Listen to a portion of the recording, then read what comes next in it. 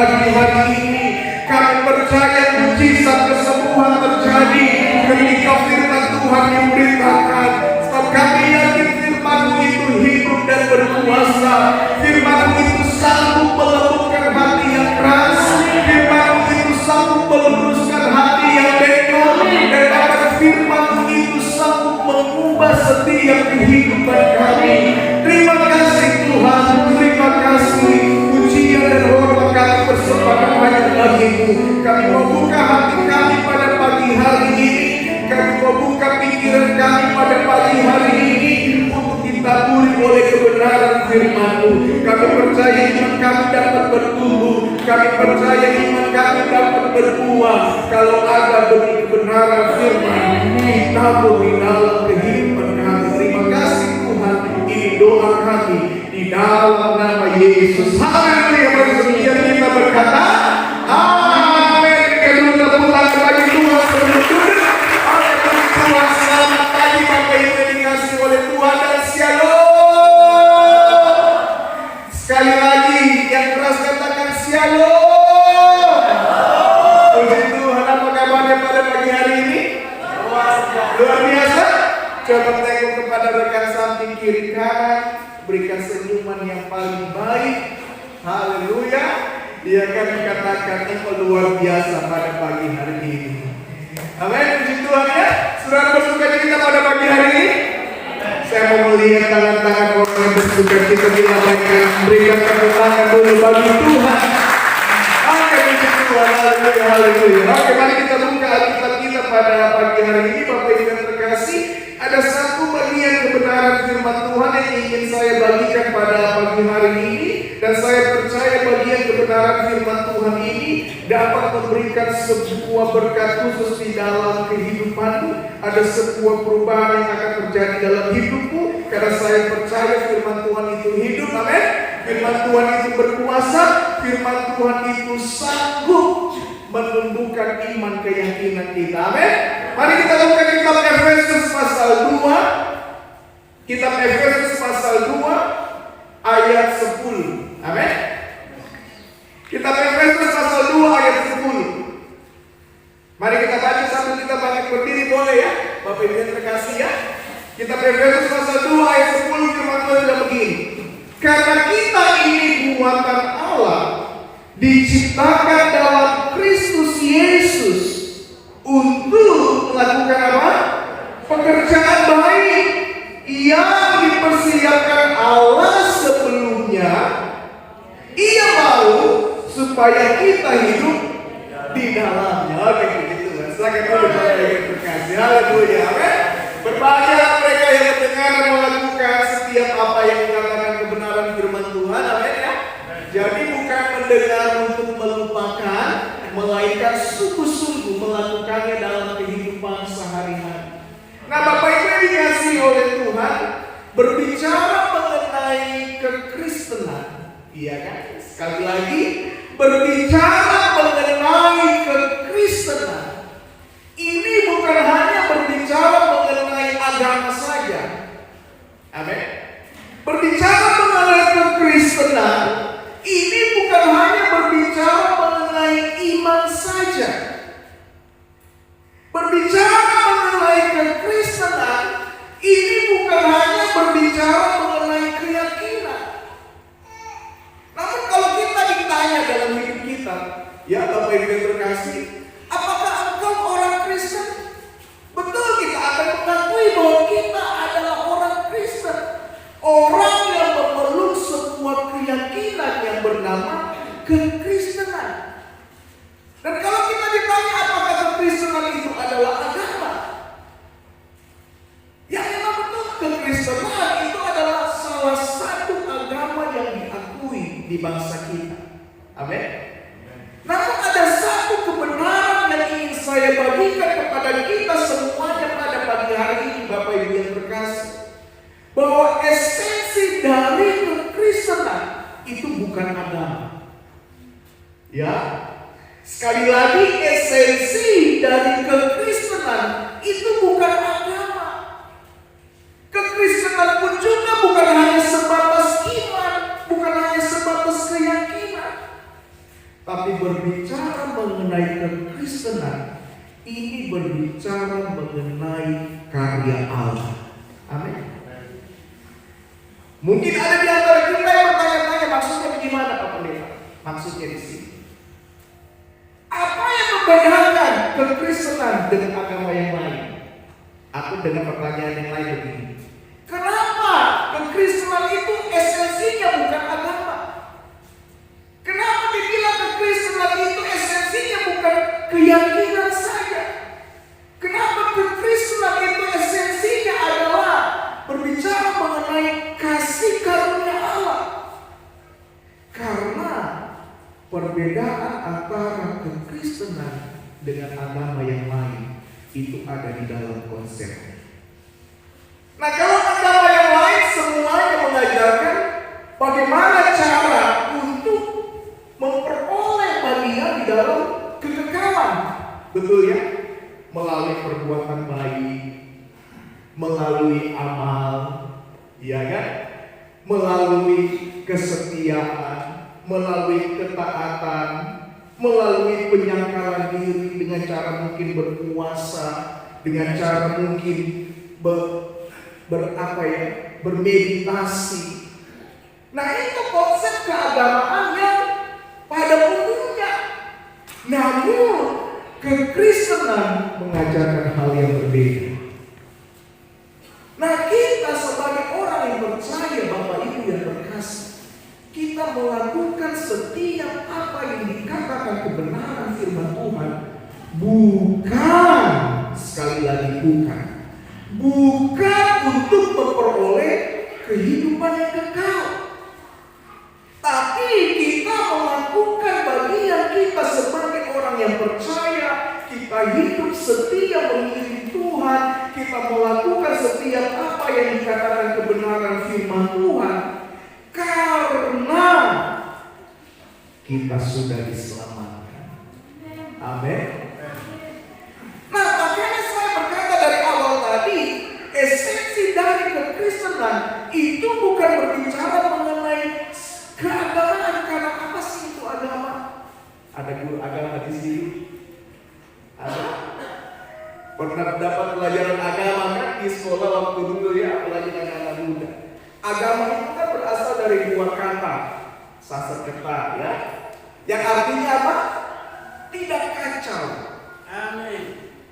Artinya agama ini adalah satu sistem yang dibuat oleh manusia supaya terciptanya ketertiban, tidak ada kekacauan. Jadi agama ini berbicara mengenai usaha manusia untuk mencari Allah. Sedangkan kekristenan ini berbicara mengenai karya Allah untuk mencari manusia dan menyelamatkan manusia. Nah, kalau kita perhatikan Bapak Ibu yang terkasih, di dalam kitab Efesus pasal 2 ini ayat pertama sampai ayat 10, kita akan belajar 3 hal di sini. Yang pertama, kalau kita melihat ayat pertama sampai ayat 3, ini berbicara mengenai kondisi manusia yang sudah rusak total karena dosa. Amin. Kita pelan-pelan ya, baca satu-satu kalimat demi kalimat. Ayat pertama bilang apa di sana? Kamu dahulu sudah mati karena pelanggaran-pelanggaran dan dosa-dosamu. Kamu hidup di dalamnya. Terus apa dikatakan firman Tuhan? Karena kamu mengikuti jalan dunia ini. Terus karena kamu mentaati penguasa kerajaan angkasa, yaitu roh yang sekarang sedang bekerja di antara orang-orang apa saudara? Durhaka. Sebenarnya dahulu kami semua juga terhitung di antara mereka ketika kami hidup di dalam apa? Hawa nafsu daging dan menuruti keinginan daging dan pikiran kami yang jahat. Pada dasarnya kami adalah orang-orang yang harus dimurkai sama seperti mereka yang lain. Nah, ini kondisi manusia ketika sudah rusak karena dosa. Amin. Jadi waktu manusia pertama jatuh ke dalam dosa, itu ditulis di dalam kitab Kejadian pasal yang ketiga.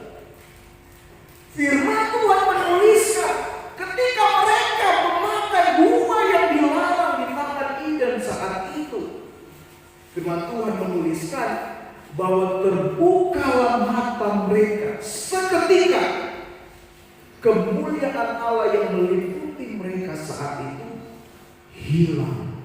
Amin. Dan mereka merasa malu karena mereka mendapati diri mereka telanjang. Nah, inilah satu kondisi manusia ketika sudah jatuh di dalam dosa. Nah, Bapak Ibu yang dikasih oleh Tuhan, tidak ada satupun manusia yang hidup tanpa dosa. Coba kita buka kitab Roma pasal 3. Kita Roma pasal 3, kita baca ayat 9 sampai ayat 23, tapi kita baca ayat 23-nya saja. Firman Tuhan berkata apa di sana? Karena semua orang telah berbuat dosa dan telah kehilangan kemuliaan Allah. Jadi ketika manusia jatuh ke dalam dosa, maka manusia kehilangan kemampuan untuk mencari Tuhan. Nah, Efesus berkata, sudah tahu kepada jemaat Tuhan, Efesus berkata apa? Kita ini sudah mati karena pelanggaran dan dosa-dosa kita. Amin. Saya mau tanya Bapak Ibu yang terkasih, pernah lihat mayat tidak? Mayat pernah ya? Ya, kita sering ikut ibadah kedukaan gitu ya. Mayat itu biar mau apa-apa, dia udah gak respon. Biar mau dikili-kili begitu ya, tidak respon. Karena apa? Karena sudah mayat. Nah, itulah kondisi kita ketika kita jatuh ke dalam dosa. Manusia kehilangan kemampuan untuk mencari Tuhan. Makanya sia-sia orang mencari Tuhan hanya dengan kekuatannya sendiri. Dan Allah sadar kondisi manusia yang sudah terpapar karena dosa tersebut. Allah paham betul, Allah tahu betul bahwa manusia ini tidak memiliki lagi kemampuan untuk mencari Dia. Itu sebabnya Allah datang ke dalam dunia, mengutus anaknya yang tunggal, yaitu Yesus Kristus, Tuhan dan Juru Selamat kita, supaya kita yang sudah terpapar karena dosa, kita yang sudah mati karena dosa ini, memperoleh kasih karunia, yaitu keselamatan. Amin. Jadi kalau kita melihat renungan kita pada pagi hari ini, Bapak Ibu yang terkasih, bagian yang pertama, ayat pertama sampai ayat 3 ini berbicara mengenai kondisi manusia yang sudah rusak total karena dosa. Dan bagian kedua di dalam ayat 4 sampai ayat 9 ini menjelaskan kepada kita bahwa Allah berinisiatif untuk menyelamatkan manusia. Amin. Karena hanya Allah sajalah yang sanggup untuk menyelamatkan kita. Kenapa hanya Allah saja? Karena memang Allah itu adalah sumber kasih karunia. Yang setuju katakan amin. Makanya di dalam ayat 8 sampai 9 di sana dikatakan apa? Coba kita baca ayat 8 sampai ayat 9, bisa ditampilkan. Kitab Efesus pasal 2 ayat 8. Ya. Sebab karena kasih karunia kamu diselamatkan oleh iman, itu bukan hasil usahamu tetapi pemberian Allah. Ayat 9. Itu bukan hasil pekerjaanmu. Jangan ada orang yang memegahkan diri. Jadi kalau kita sampai hari ini terhitung sebagai orang-orang yang percaya, itu semuanya karena kasih karunia Tuhan. Yang setuju katakan amin. Tidak ada yang dapat kita lakukan untuk memperoleh kasih karunia Tuhan selain kita menaruh iman dan pengharapan kita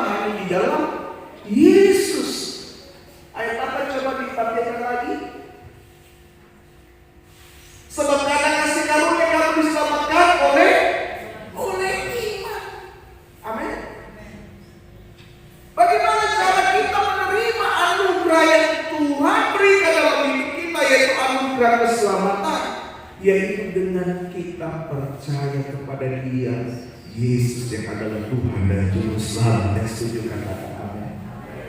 Saya mau tanya ini pada pagi hari ini, saudara percaya Yesus? Amin. Saudara percaya Yesus? Itu modal penting kita. Coba kita buka satu ayat lagi sebelum saya masuk ke inti khotbah saya pada pagi hari ini. Roma 3 ayat 23 sampai ayat 24. Kita Roma pasal 3 ayat 23.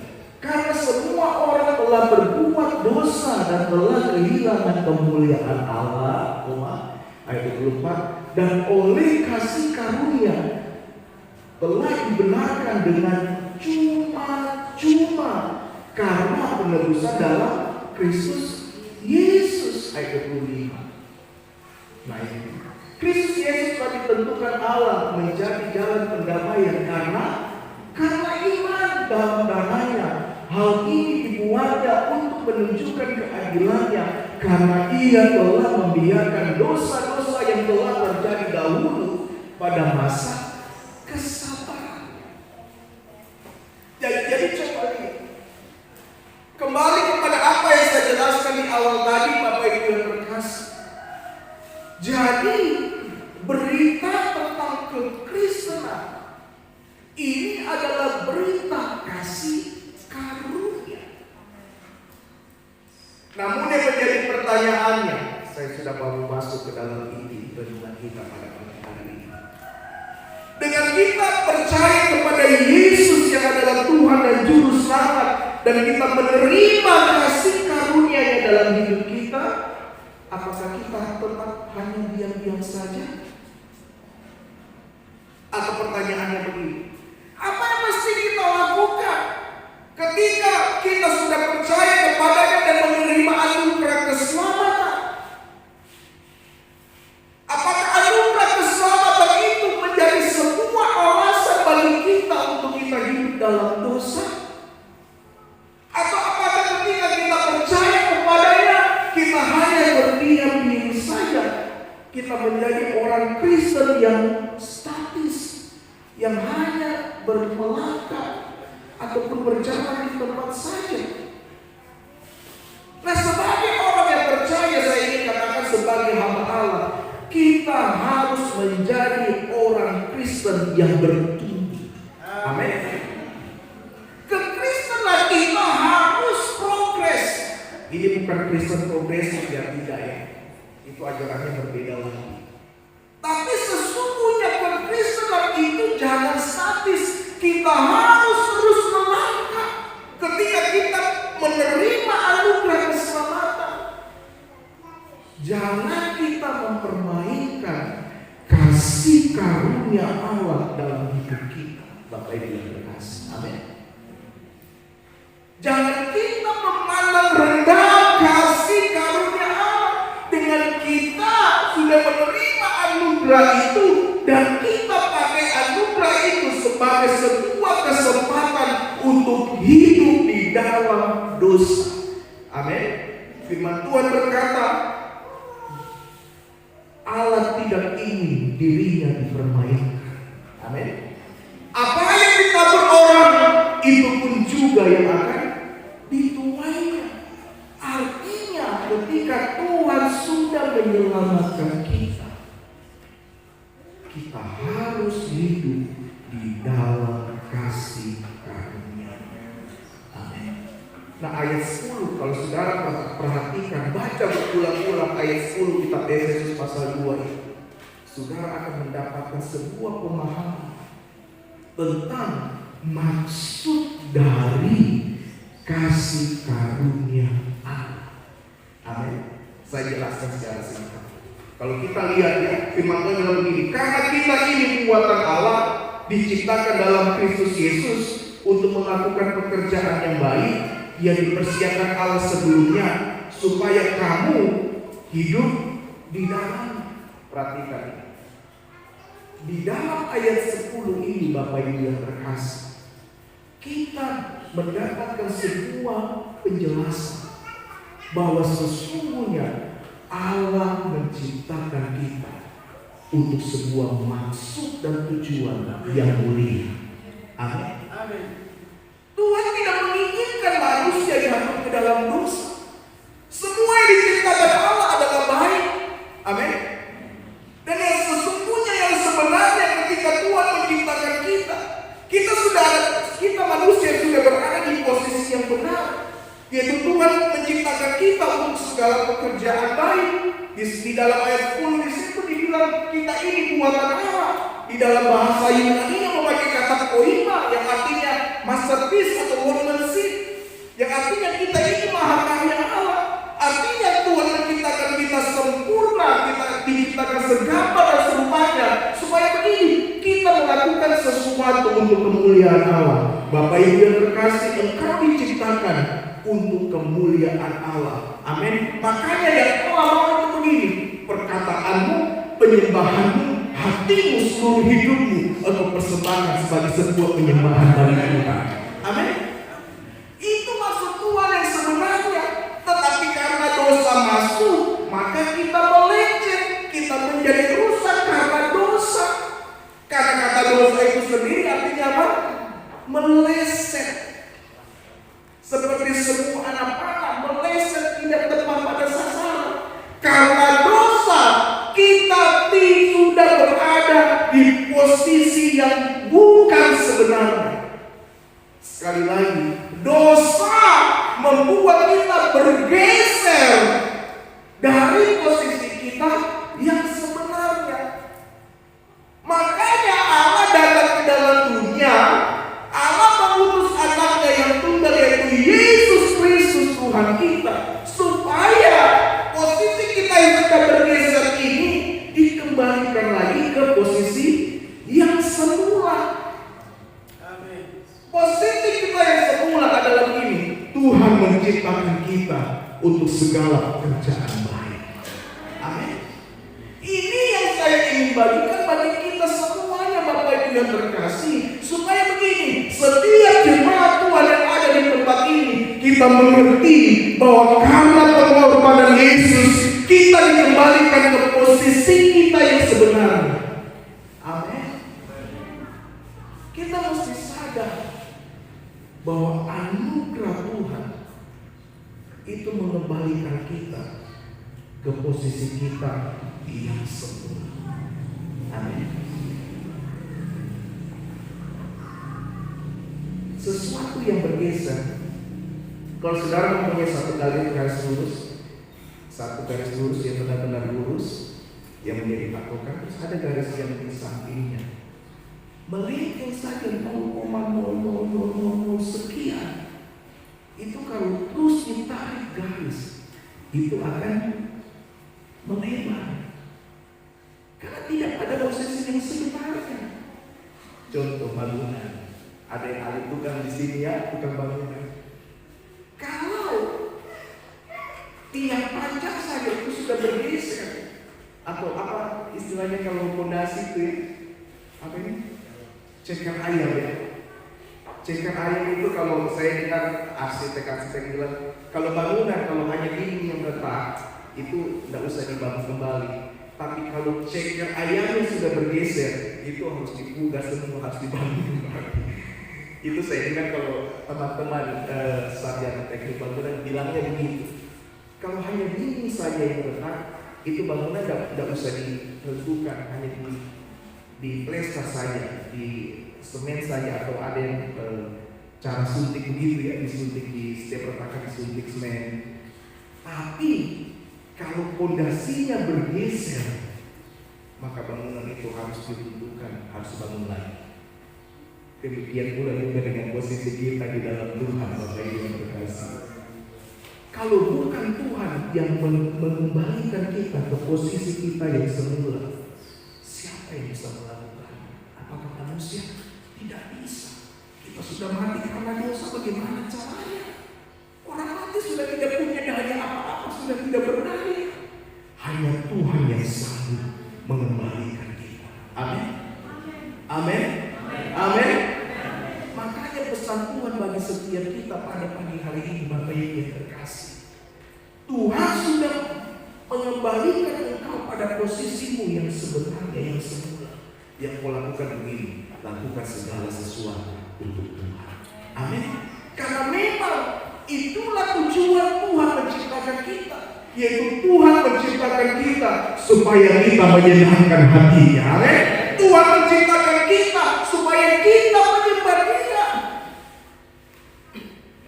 Hidupmu adalah penyembahan. Amin. Kalau engkau mengerti konsep ini, Bapak Ibu yang terkasih, engkau melakukan segala kebenaran firman Tuhan itu bukan karena untuk diberkati, atau bukan karena takut kena hukum. Ya, Pak Pendeta, saya kalau tidak berikan persembahan atau persepuluhan takut kena hukum. Ada juga pendeta mengajarkan hal yang salah. Bapak Ibu yang terkasih, kalau tidak mau berkeluar, hati-hati kena kutuk.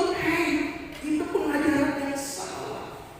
Kalau kita mengerti bahwa semuanya kita lakukan di dalam kasih karunia Allah, maka kita akan melakukannya dengan sukacita. Amin. Kalau kita melayani karena kita yakin bahwa kita mendapatkan kasih karunia Allah, maka kita akan melakukannya dengan sukacita. Mohon maaf ya Bapak Ibu yang terkasih, kalau di gereja-gereja besar di kota, pelayan Tuhan itu maaf kata ya, maaf tidak semua, maaf kata. Melayani itu bukan tulus lagi melayani Tuhan, tapi cari PK. Tahu PK ya? Ya kan tahu. Pernah dapat? PK ya kan, persembahan kasih. Iya kan? Itu gereja besar di Surabaya, teman saya. Cuma melayani, ibadahnya yang banyak. Melayani. Cuma hari Minggu saja produktifnya. Yang lain apa? Tidur, ngorok di kos. Ya kan? 1 bulan kau dapat berapa? Hampir 5-7 juta. Itu aja duitnya 1 minggu. Bapak Ibu sini tidak ya. Tapi kalau sudah di kota, jangan sampai terpengaruh ya. Iya kan? Terus kalau PK-nya dari kasih atau terlambat kasih, sudah ngambek, iya kan? Yang tadinya main full skill, iya kan? Karena PK-nya berkurang, mainnya standar-standar saja. Motivasinya bukan karena kasih karunia lagi. Motivasinya karena ingin mencari keuntungan dari pelayanan. Tapi kalau kita sebagai orang yang percaya mengerti bahwa kita mendapatkan kasih karunia Allah, maka kita akan melakukan segala sesuatu untuk Tuhan. Motivasinya karena kasih karunia-Nya. Amin. Engkau melayani karena kasih karunia. Engkau terlibat di dalam seluruh kegiatan gereja, di dalam doa, di dalam puasa, di dalam kerja bakti, membangun gereja, membangun pastori. Segala kegiatan dan program gereja kita lakukan karena kasih karunia Allah. Kalau kita melakukannya semuanya karena kasih karunia Tuhan, maka tidak ada beban lagi, betul ya? Tidak ada ketakutan lagi. Berbeda kan kalau dengan keyakinan lain. Kalau doa jam segini disertai puasa, dapat amal poinnya sekian, dapat pangkat sekian gitu ya. Terus kalau batal puasanya, tidak dapat pahala. Semuanya jadi beban. Tapi kalau kita melakukannya karena kasih karunia Allah, maka tidak ada lagi beban. Semuanya kita lakukan dengan sukacita karena kita mengasihi Tuhan. Yang mengasihi Tuhan berikan tepuk tangan dari Dia. Amin. Nah, ini pesan Tuhan bagi setiap kita, Bapak Ibu yang terkasih. Jadi jangan ada lagi rasa ketakutan karena mungkin mau ikut doa puasa. Cuma ya Pak Pendeta, kita kok puasa cuma mampu dari jam 10 malam sampai jam 6 pagi. Jam 7 pagi kita so buka alias ngokol. Kata begini, aduh Pak Pendeta kenapa kok kalau mau puasa ada saja yang ajak makan, ya kan? mumpung makannya misalnya makan pizza iya kan, sudah ada. Jadi puasa ibadah itu bukan jadi satu sukacita lagi, tetapi itu menjadi satu beban. Itu tanda kalau kita melakukan segala sesuatu bukan karena kasih karunia, tapi kalau kita melakukannya karena kasih karunia Tuhan, saya percaya kita akan melakukannya dengan sukacita dan Tuhan akan memampukan. Amin. Jangan ke 1 hari sampai 3 hari pun kalau memang kau lakukan di dalam kasih karunia Allah, kau bisa mampu berpuasa sampai 3 hari. Amin. Iya kan? Karena kasih karunia Tuhan memampukan kita. Kekuatan dari kasih karunia Allah memampukan kita untuk melakukan segala sesuatu dengan sukacita. Mari kita balik berdiri dalam hati Tuhan. Haleluya. Terima kasih Tuhan. Terima kasih. Terima kasih. Mari kita nyanyikan pujian semua karena anugerah. Atau besar anugerah saya. Besar.